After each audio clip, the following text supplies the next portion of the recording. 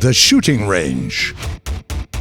In this episode, the tale of the XM-803 tank, how to play aviation in naval battles, Hotline. The developers answer questions that you've left in the comments. But first, let's start with an American Swiss Army knife, taking a look at the PT-810.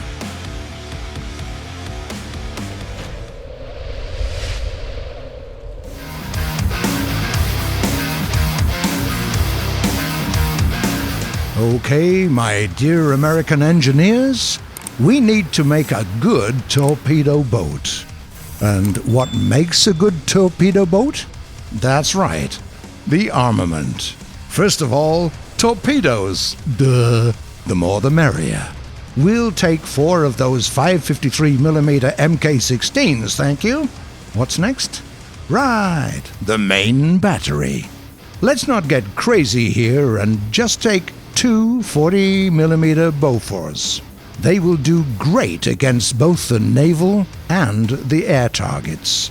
And the ammo load will be, say, 4,000 shots? Would that be enough? Yeah, that's just fine. What did we miss? Oh, of course, the AA guns. Okay, let's get 2 turrets with paired Oerlikons. They'll tear any aircraft apart. Now, that seems to be it. Depth charges. We completely forgot about depth charges. Where are they? Here they are, my beauties. 2-in-1 hands, just how I like 'em. Now we're ready. Wait, what? Really? A mortar? An 81mm mortar that can even aim straight into the target? You crazy men. I like that. Get that thing on board. Of course, we'll have to pay for the armament with speed. It's just about 20.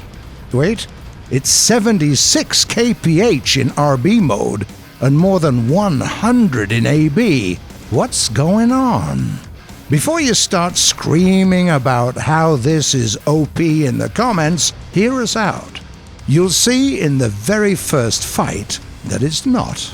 That mortar can only shoot targets that are standing still. And you'll be lucky if the damage will be the same as with the main gun. The Oerlikons and the torpedoes are great, but the Bofors heat up like crazy. So you need to restrain yourself and only fire in short bursts. But that's fine. What's not fine is that this boat has a crew of only 17 people. Couple of shots, and this death machine has no one to guide it. In fact, the PT-810 is easily sunk with just one long burst. But is it unplayable then? Definitely not. Let's figure out what to do here. As you might have guessed, your main priority here is to make sure your crew survives as long as possible. The engine can be repaired, but the people cannot. So, in both arcade and realistic battles, under no circumstances should you find yourself in a close combat situation, especially when you're up against some artillery boats. If you see such a thing appearing from behind an island, fire those torpedoes away and retreat. You can meddle into fights. Just make sure you let some of your teammates go to the front line first. Fire from behind their backs, and you'll be just fine. Also, thanks to your speed and armament, you're quite effective against the enemy boats and other small targets. The trick is not letting them return fire. Hide behind some tiny isles and flank the opponents. As for the enemy aviation, you've got some automatic armament to deal with. The 2 turrets can even keep your teammates safe from bomber attacks. Hell, if you want to, you're quite capable of capturing points thanks to your speed, with one small catch. Don't even think about going into the capture zone without smoke cover.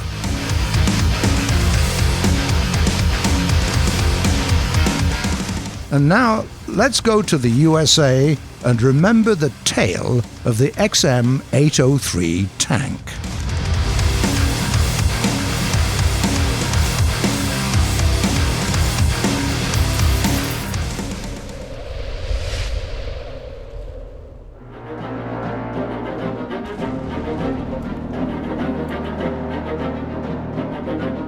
In the middle of the 1950s, Citroën introduced a car with an adjustable hydropneumatic suspension. This technology captivated the military engineers from all over the globe, especially those who were busy developing tanks. You see, this particular type of suspension allowed for an equally smooth adjustable ride at both high and low speed.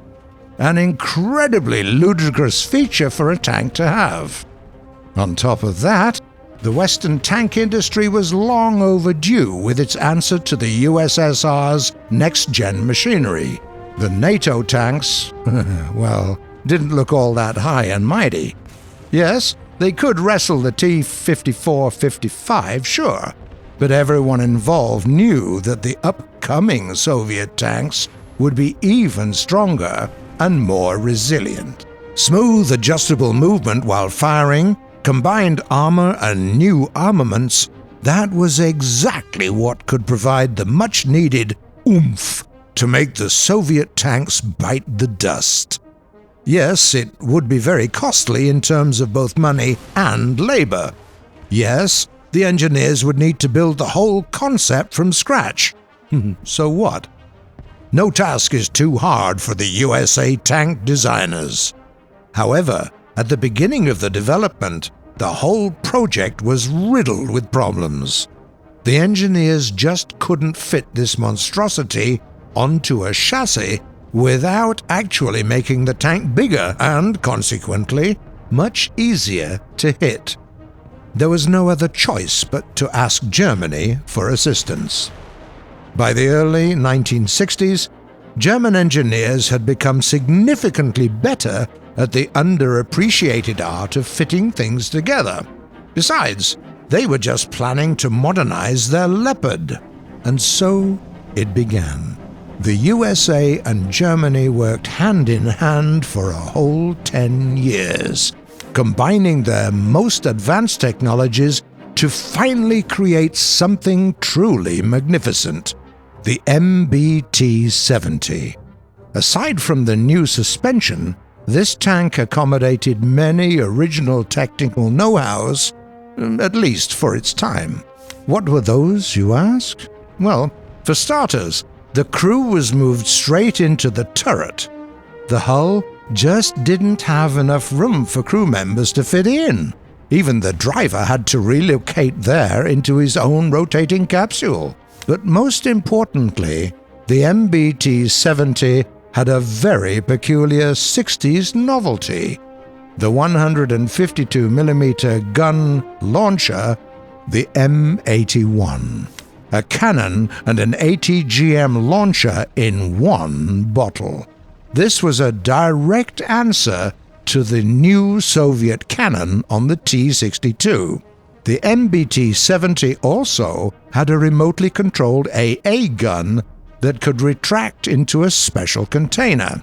And despite all this weight, this monster could still accelerate up to 70 kph. However, in 1969, after the construction of the initial test units was finished, the US Department of Defense finally evaluated the cost of the whole project. To their own surprise, they were utterly terrified. The MBT-70 was 5 times more expensive than anticipated. Not too long before that, the Germans rebuilt their test unit to work with the 120mm gun. They thought that the 152mm cannon was a lost cause from the start. Eventually, they engineered something that, today, is called the Leopard 2. But that's not the point. The important thing was the fact that Germany had lost its interest in cooperating with the USA. Of course, the American engineers didn't even think of giving up. From the beginning, as it often happens, they were developing a much cheaper machine, while at the same time working on the main project. In other words, they were ready to change their plans quickly. Documents for the reimagined tank were done in just a couple of months. There's even a theory that the Congress committee members inflated the costs of the final project on purpose, just to get rid of the Germans. After all, they had already shared their technology. Well, it doesn't matter, really. The cheaper version of the MBT-70 got a green light by the government, so the engineers received a task and money, within reasonable boundaries. And just like that, after a little more than a year, the XM803 was born. Though it also didn't make it into production, it served as a great jumpstart for the works on the M1 Abrams.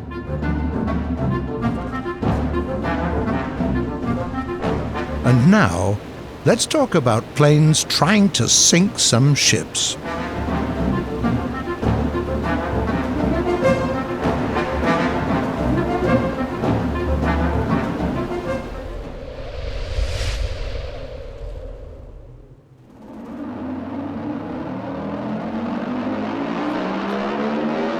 With the introduction of the naval battles, the life of the pilots in War Thunder got noticeably more perilous.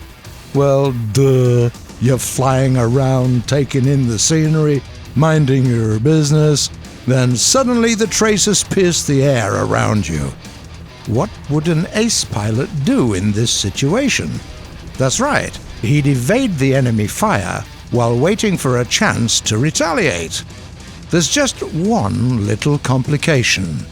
Most of the time, there is not one, not two, nor even three, but dozens of AA guns simultaneously trying to strike you down. Fighting against the naval targets is a true challenge for any pilot.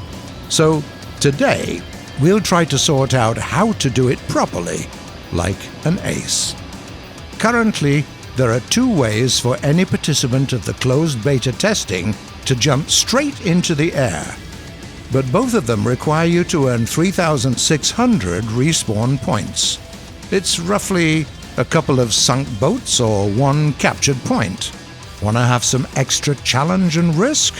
Or didn't have enough time to really beef up your plane hangar? No worries.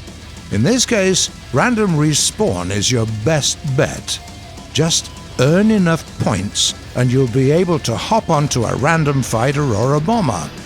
However, take note, the maximum battle rating of both planes and ships is 5.0. That means that you won't get your hands on the B-29 or the Arado AR-234.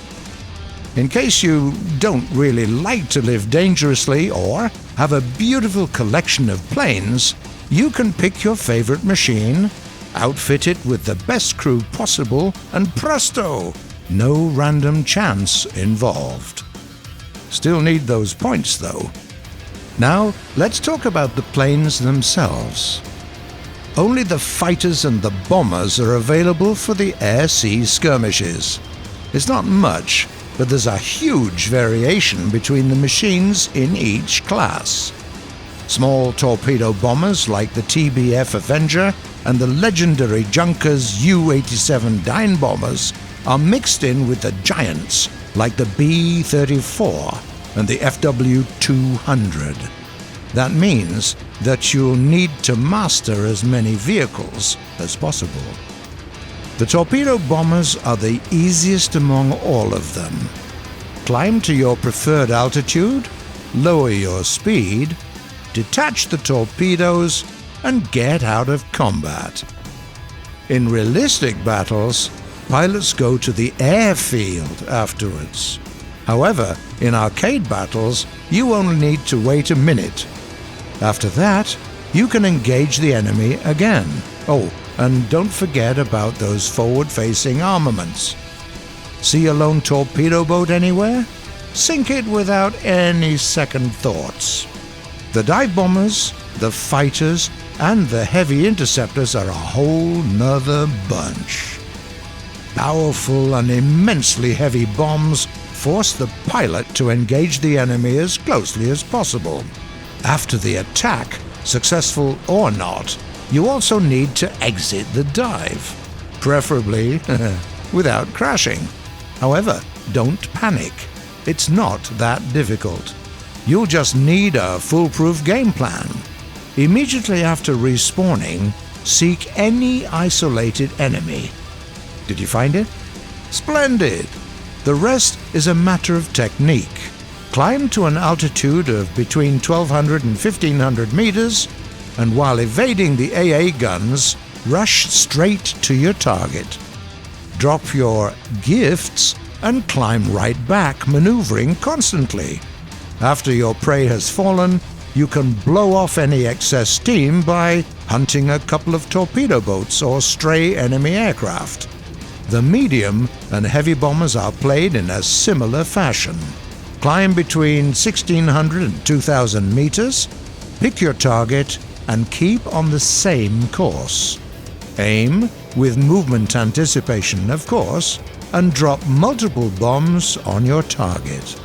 Then, return to an airfield if you're playing realistic battles, or just wait for ammunition to refill in arcade. And interceptors? Well, it's literally like taking candy from a baby. Just hound the enemy bombers and constantly harass lesser ships with your forward-facing armament. Get ready for the traditional last part of our show, Hotline.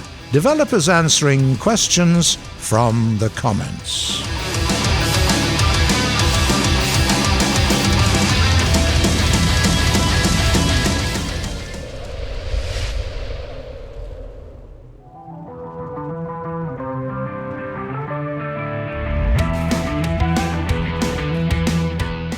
The first question was asked by a user called Miro Rados.